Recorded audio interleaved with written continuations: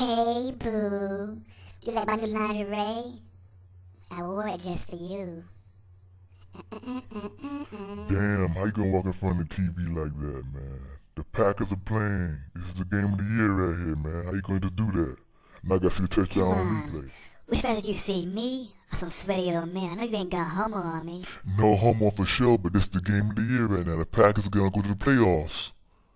I mean, why you always want to fuck during the game, man? I don't mess with you when you watching that Sex and the City bullshit. Damn, hey ma, where's your hand? Where's your hand? Get your hand off my dick, ma. Later, ma. May I fuck you That's during it. halftime? I'm going to Enoch's sons. He always has time for Enoch, me. son, that weird nigga? Man, you better not be fucking that nigga. Evening, class. This is your esteemed Professor Enoch Sun, back with another most poignant lecture. Now, class, sports. Yes, sports. Many of us men are obsessed with sports. And many of our female colleagues, our girlfriends, our wives, don't understand man's obsession with these seemingly meaningless, trivial games. And that is because sports is not meant for these mere females. And sports is not these, or are not these mere trivial games. It is war. Sports is a way for us men to test our manhood, to prove we are the men, to differentiate ourselves from the weak, to differentiate ourselves from females.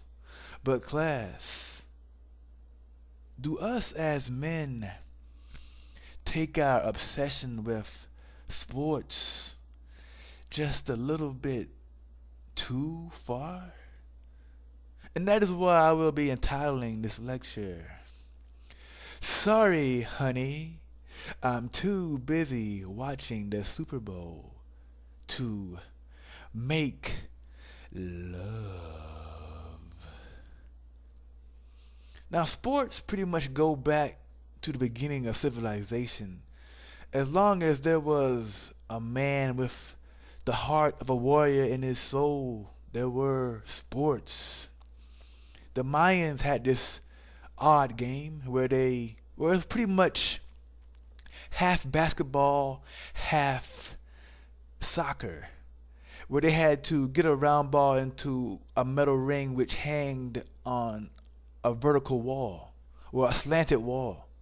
But they couldn't use their hands, they could only use other parts of their body, like soccer.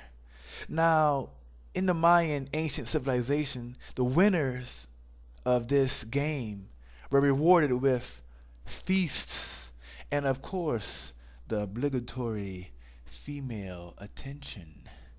Whereas the losers were granted the ultimate loss. They were granted death. Now, class, this death was a sacrifice to the gods. And this illustrates how important sports is to men. Now, of course, today we don't sacrifice losers, but we do reward our winners with spoils of war. We grant them with money and trophies, and of course, the obligatory female attention. They have proven without a doubt that they are the men. They are the ones, they are the champions. We are now, class, when I see a sporting event, I often see something tribal occurring. When I see men gathered in a coliseum, chanting, singing, fighting, cheering, crying, all at a sporting event, I see something natural occurring. I see a natural phenomenon. I feel that sports is an extension of our male psyche. Men cannot exist without sports, and sports do not exist without men. because we have an innate need to express our manhood. In fact, I even heard that sports were invented during times of peace when men couldn't fight in wars. When men were at peace at home, they needed a way to express their manhood, to prove their manhood. So they invented sports. Therefore, I see sports as an extension of men, which is also an extension of war. Because I also believe too, class, that if women controlled the world, wars wouldn't be as prevalent in our society. I believe, though there would be some skirmishes here and there, I believe that women are more diplomatic than the egotistical male. If a woman was in a war, she would probably pull back once she accumulates a certain amount of bloodshed. She would probably come to a peaceful solution before a man. But men, on the other hand, who have an innate need to prove their manhood, they have a need to crush their enemies, to beat their enemies into submission.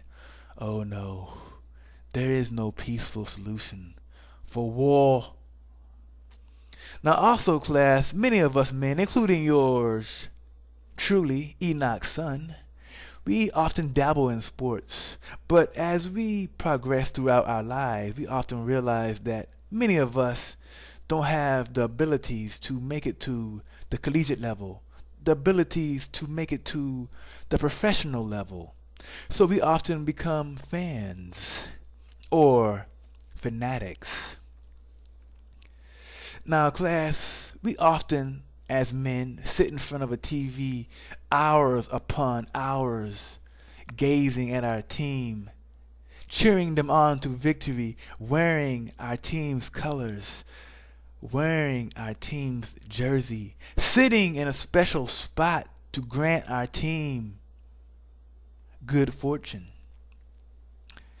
praying to our gods because over a sporting event, because even though God may be busy diverting natural disasters, curing cancer, we all know that God knows that there is nothing more important than the Yankees beating the Red Sox or vice versa. Now there is even a darker side to our obsession with sports. How many times have you heard of men killing each other over a sporting event, or fighting each other over a sporting event? Or think about this: how many men do you know can name all the players on their favorite team, but cannot explain to you the political process, cannot explain to you the function of political action committees, cannot explain to you the function of the electoral college? How many of us are so focused on our teams that we are oblivious to the fact that maybe the government has been screwing us in the ass with a 10-foot dick with no Vaseline for so many years, and we're just waking up because the economy is falling right now? But has this been going on for so many years, but us men have been preoccupied with these mere trivial games? And that is one for you to think about, class. As above, so below.